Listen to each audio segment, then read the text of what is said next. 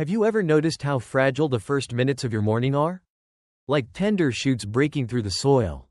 They carry the power to shape the entire garden of your day. The words you whisper to yourself as you rise, the silent phrases that move through your mind before you even brush your teeth, are not just thoughts. They are seeds, and seeds always grow. If the seeds are worry, doubt, or complaint, they root themselves deeply. They spread through every hour, coloring your conversations, darkening your outlook, draining your energy. But if the seeds are clarity, peace, and compassion, something different happens. The day itself opens like a flower. The same traffic jam that once felt unbearable becomes simply part of the road. The same conversation that might have sparked irritation instead awakens patience. The same challenges that once wore you down now become fuel for growth. Buddhism has long understood this sacred threshold of the morning. In monasteries across Asia, monks begin the day not with haste, not with noise, but with chanting, breathing, and reflection. Why? Because they know the mind at dawn is like clear water, still, receptive, and open to reflection. Whatever enters first will ripple outward through every action, every thought, every encounter. The ordinary world begins with alarm clocks and obligations. The monastic world begins with intention.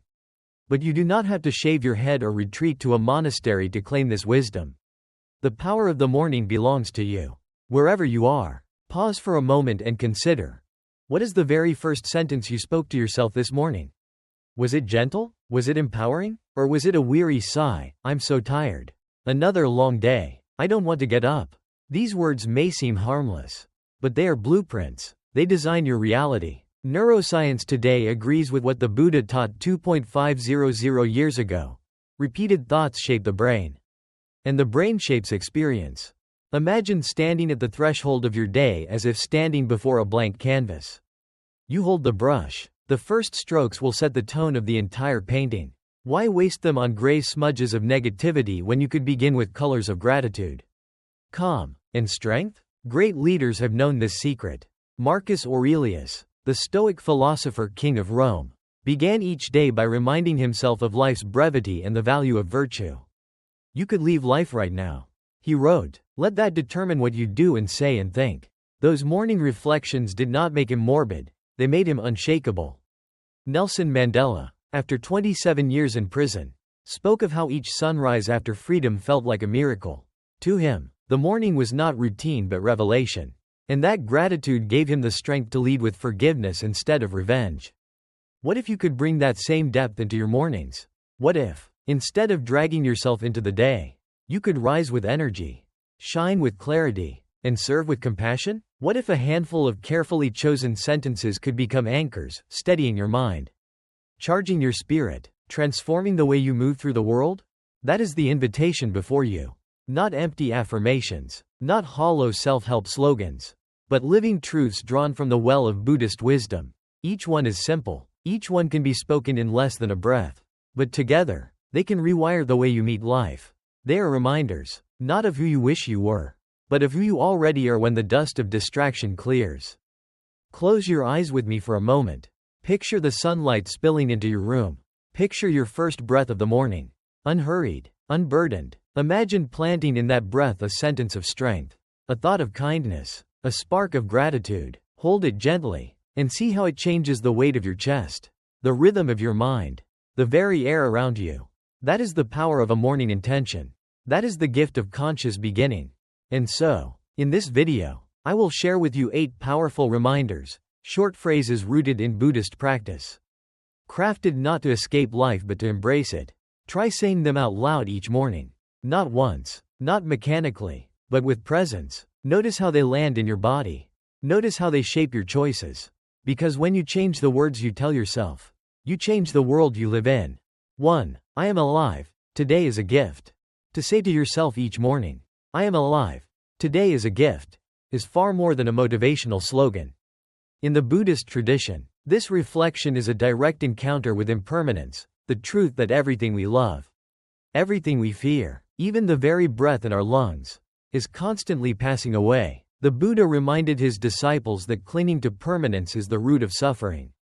But recognizing change as the nature of life unlocks profound freedom. When we acknowledge impermanence at dawn, we don't fall into despair, we awaken to gratitude. Consider how often people wake up already rushing, already anxious, already carrying yesterday's burdens. Life becomes mechanical. Yet if you pause, place your hand on your chest, and realize, this breath is not promised. This sunrise is unrepeatable. The morning transforms. Gratitude softens the heart and gives energy to the mind.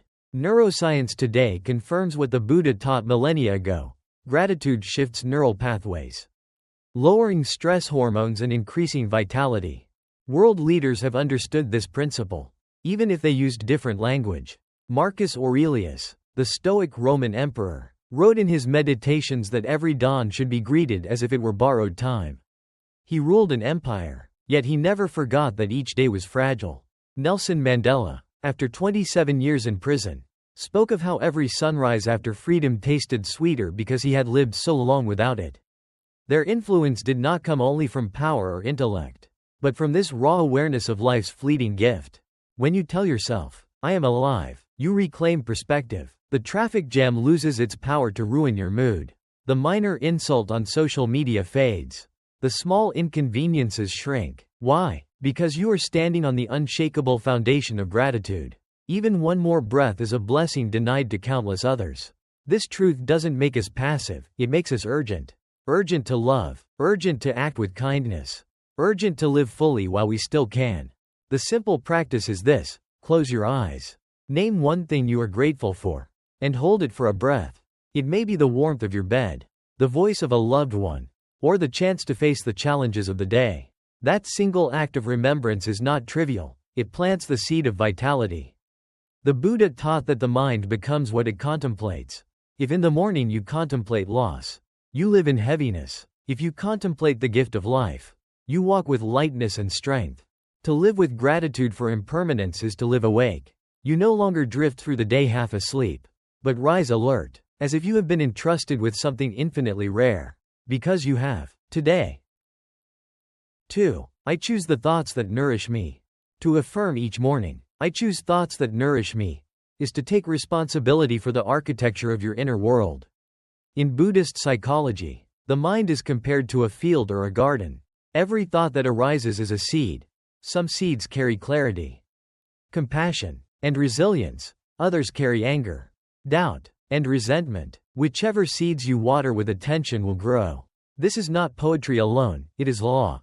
As real as gravity. The Buddha taught that all that we are is the result of what we have thought. Neuroscience now echoes this ancient insight. Repeated thoughts carve grooves into the brain, shaping patterns of perception and emotion. If you dwell constantly on loss, your nervous system adapts to anxiety.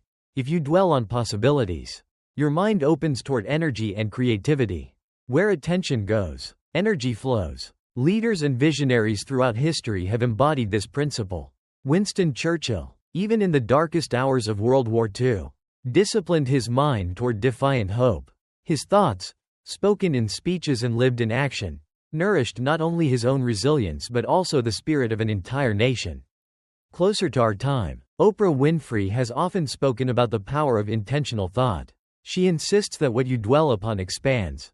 And her own journey from poverty to global influence illustrates the Buddhist truth. The seeds of the mind, when watered with focus and courage, bear astonishing fruit. The practical question each morning is this: which seeds will I water today?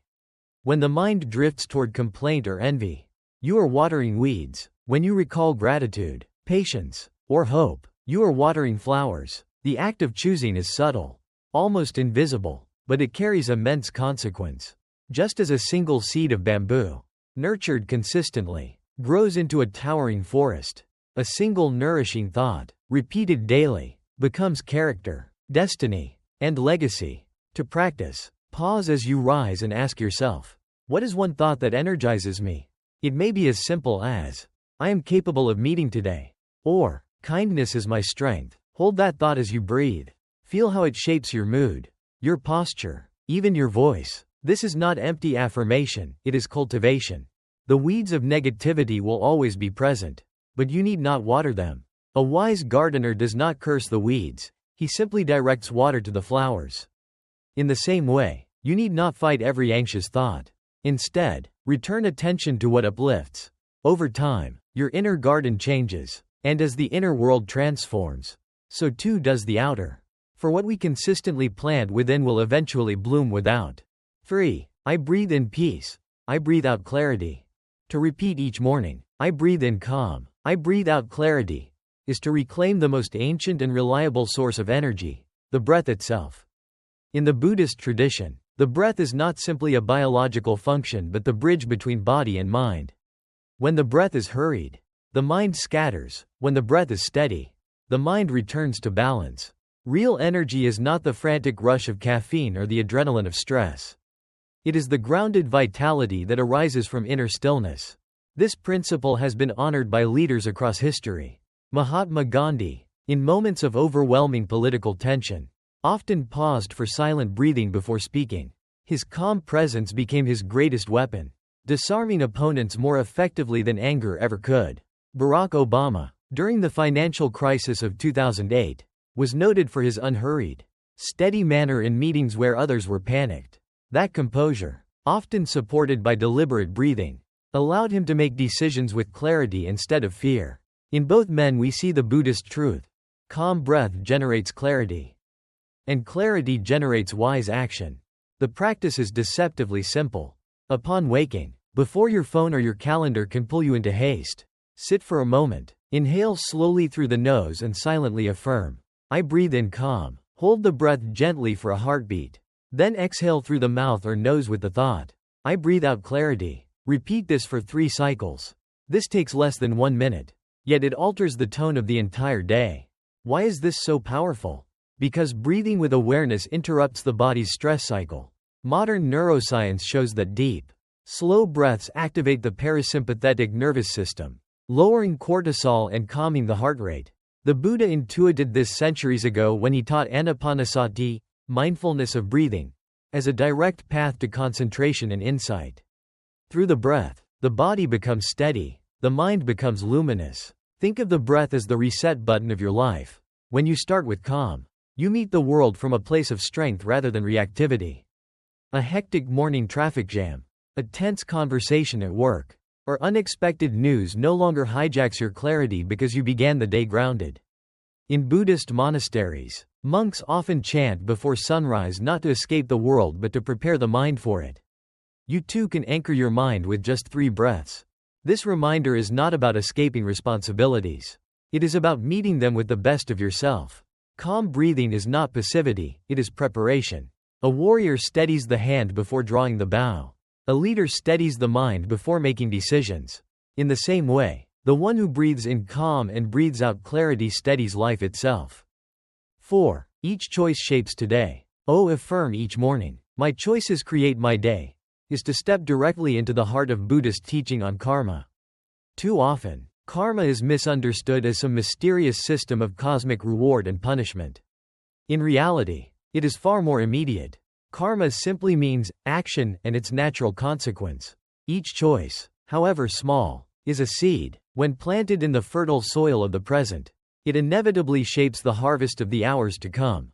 Imagine waking up already irritated, snapping at a family member, or rushing through traffic with impatience.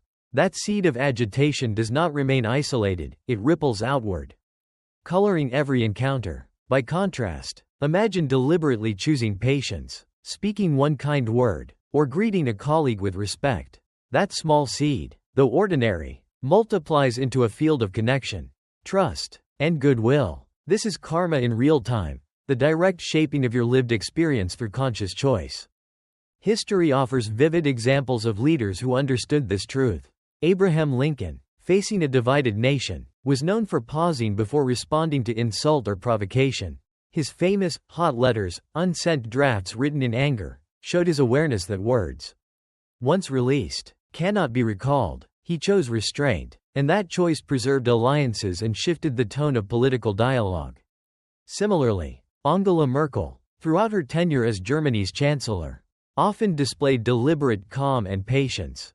In moments of crisis, from economic collapse to refugee migration, her measured choices built stability not only for her country but for Europe as a whole. Their influence did not emerge overnight, it was the cumulative harvest of small, conscious seeds planted each day.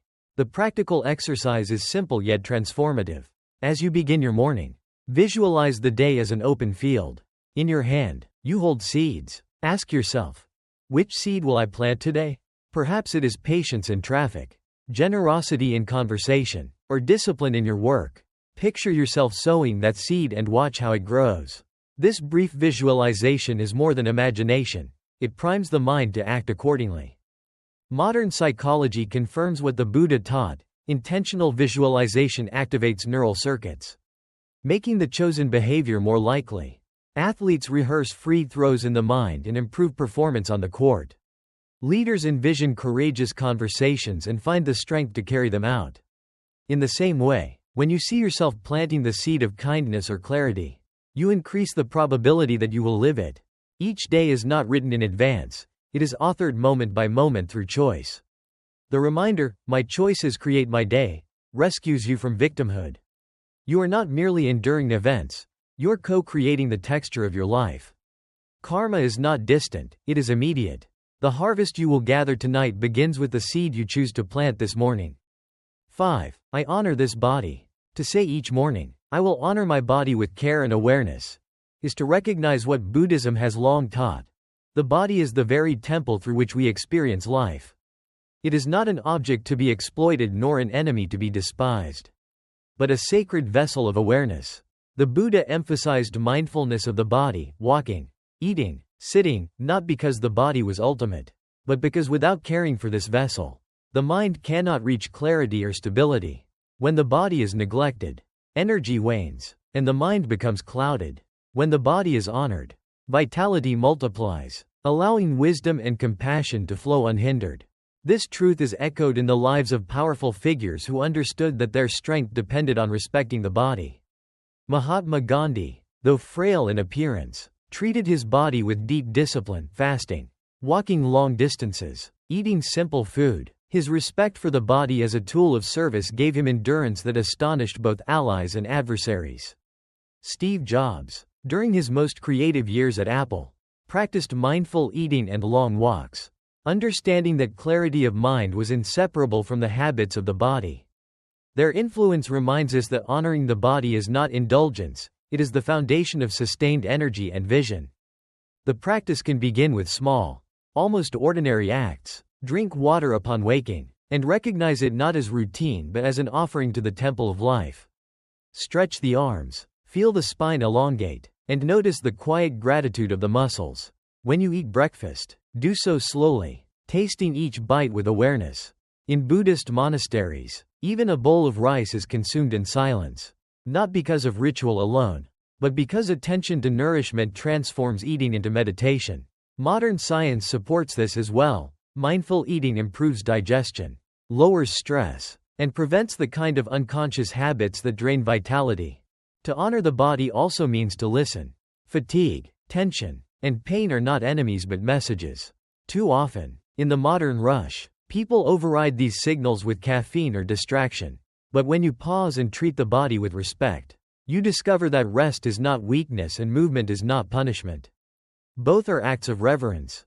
A 5-minute walk in the morning sun, a moment of stretching before sitting at a desk, a conscious pause to breathe deeply. These simple gestures align the body with the mind, making energy sustainable. When leaders neglect their bodies, history shows the cost. Countless rulers burned themselves out in pursuit of power, only to collapse under the weight of their own disregard.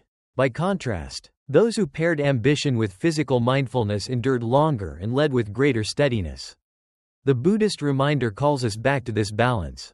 To declare, "My body is my temple," is to accept responsibility not only for health but for the clarity, compassion, and energy you bring into the world.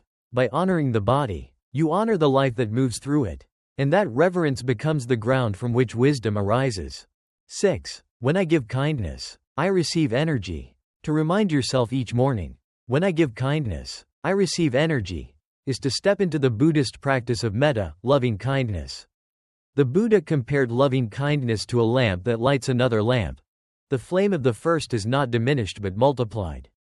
Modern life often convinces us that kindness is a drain, that giving attention, patience, or compassion will leave us exhausted. But Buddhism turns this logic upside down. It teaches that resentment and anger deplete energy, while kindness renews it. Consider how the heart feels when holding onto bitterness. Shoulders tighten, the jaw hardens, thoughts loop in agitation. The body itself testifies to the cost. Now compare that with the sensation of offering a smile, a word of encouragement, or even a silent blessing. The chest expands, breathing softens, and vitality returns. Neuroscience today confirms this ancient insight. Acts of generosity release oxytocin and dopamine, the very chemicals that produce feelings of energy and well-being. Leaders who shaped history often drew strength from this principle. The Dalai Lama, living in exile for decades, has consistently responded to political pressure with laughter and gentleness. His energy at advanced age is not accidental. It is the byproduct of a lifetime devoted to compassion. Nelson Mandela, after 27 years in prison, emerged not with vengeance but with a commitment to reconciliation. That choice not only restored a nation but also gave him a radiance that inspired the world. Their vitality was not despite their hardships but because of their kindness. The practice need not be grand. Buddhism invites us to begin with something as small as a silent wish. May you be well. May you be safe. May you live with ease. This can be directed toward a loved one, a stranger, or even someone difficult. At first it may feel artificial, but the body responds almost instantly. The chest warms, the face softens. You discover that in blessing another, you are simultaneously blessing yourself. Imagine starting the day with this ritual before stepping into the noise of emails, traffic, or news. Rather than being drained by the demands of others, you carry a reservoir of energy rooted in goodwill. Kindness does not exhaust, it expands. Each act of metta is like a breath of fresh air, oxygenating not just the receiver but the giver. To embody this reminder is to shift from scarcity to abundance. Energy is not a resource hoarded but a current that grows stronger as it flows. The more kindness you give, the more alive you become. This is the paradox the Buddha unveiled and that modern science affirms. Generosity is not loss but renewal. 7. I see my thoughts, but I am greater than them. To remind yourself each morning, I see my thoughts, but I am more than my thoughts, is to practice one of the most liberating insights in Buddhism. The tradition teaches that consciousness is vast like the open sky, while thoughts are passing clouds. Some are dark and heavy, others light and fleeting, but none alter the sky itself. The problem arises when we mistake ourselves for the clouds, believing that we are the anger, the worry, the fear. In truth, we are the awareness that notices them. This shift in perspective transforms energy. When you identify with every anxious thought, you become trapped in its gravity, pulled into rumination and exhaustion. But when you step back and recognize, here is a thought of fear, but I am the space in which it appears, you create distance. Worry loosens its grip, clarity re-emerges, and energy is preserved. History gives us remarkable examples of leaders who embodied this capacity. Marcus Aurelius, the Roman emperor and Stoic philosopher, faced wars, plagues, and political betrayal. In his meditations, he reminded himself that disturbances in the mind were like passing impressions, not the essence of who he was. That clarity allowed him to govern with steadiness amid chaos. More recently, Viktor Frankl, imprisoned in Nazi concentration camps, described in Man's Search for Meaning how he observed his own suffering mind. He discovered that while he could not control every thought or condition, he could choose his relationship to them. That insight not only sustained his life but became the foundation of modern logotherapy. The practice is simple yet profound. When a worry or painful memory arises, imagine placing it on a small white cloud. Watch the cloud drift across the sky of your awareness, growing smaller as it floats away. You are not erasing the thought, nor denying it. You are reclaiming your true position as the sky itself, vast, open, untouched. Modern psychology supports this ancient wisdom. Cognitive diffusion techniques in acceptance-based therapies echo the Buddhist method, naming a thought, visualizing it as separate, and allowing it to pass. The result is reduced stress, greater mental flexibility, and renewed energy. By affirming, I am more than my thoughts, you refuse to let the mind's passing weather dictate your day. A cloud of self-doubt may appear, but it cannot define the sky of your being. A storm of anger may gather, but it cannot collapse the horizon. The sky remains, always open, always vast. This reminder does not ask you to suppress or control thoughts. It asks you to witness them, honor them as transient, and then return to the spaciousness of awareness. In doing so, you conserve energy otherwise wasted on battles with the mind. The clarity that emerges is not forced but natural, like the sky revealed after a passing storm. 8. Today I rise with energy, shine with clarity, and serve with compassion. To affirm each morning, today I rise with energy, shine with clarity, and serve with compassion, is to align yourself with the 3 pillars of a meaningful life. Energy without clarity becomes reckless. Clarity without compassion becomes cold. Compassion without energy becomes ineffective.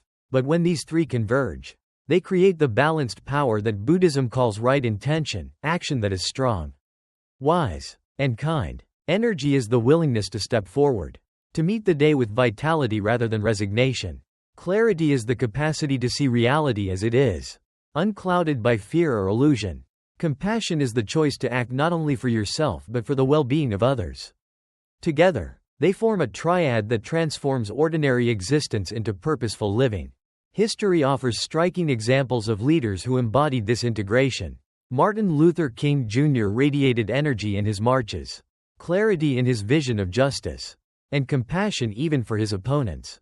His power did not lie in anger but in the fusion of vitality, insight, and love. Jacinda Ardern, as New Zealand's Prime Minister, demonstrated the same triad during the Christchurch tragedy. She moved quickly with energy, communicated decisions with clarity, and embraced victims' families with genuine compassion. Their leadership was not perfect, but it was profoundly human and profoundly effective. The Buddhist tradition emphasizes that these qualities are not reserved for saints or politicians. They are daily practices, accessible to anyone. The simple ritual is to stand tall in the morning, breathe deeply, and speak aloud. I rise, I shine, I serve. The body straightens, the breath deepens, and the words plant intention in the mind. It is a small act, yet it directs the entire current of the day. Psychology affirms the power of such embodied affirmations. Posture influences emotion. Standing tall enhances confidence. Speaking intention aloud engages both cognitive and auditory pathways, strengthening commitment. The Buddha understood this long before science gave language to it. He taught that wise action flows from wise intention. To set intention in the morning is to choose the story you will live. To live by this reminder is to resist passivity. You are not merely enduring the hours, you are authoring them. Rising with energy, you bring momentum. Shining with clarity, you see your path. Serving with compassion, you ensure that your strength uplifts others. At the end of such a day, whether it contained triumphs or struggles, you know it was not wasted. You lived with purpose. The sky will darken. Impermanence will remind us of limits. But each morning this triad calls us again. Rise with energy, shine with clarity, serve with compassion. It is not only a Buddhist formula, it is a human one. Timeless and universal. And so, my friends, remember this.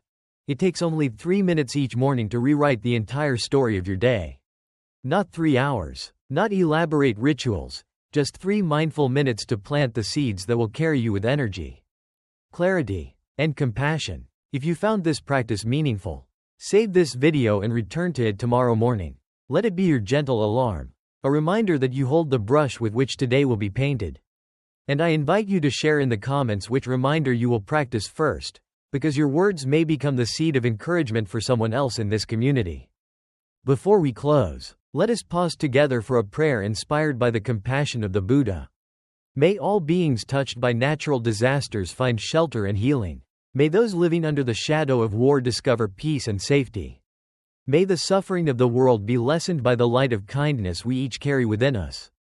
Just as a single candle can light 1,000 others, may the flame of your morning practice illuminate not only your path but the paths of countless others. Now I leave you with a question, one to carry into your reflections. Right finger if just 3 minutes can change the direction of your day. What words will you choose to begin with tomorrow?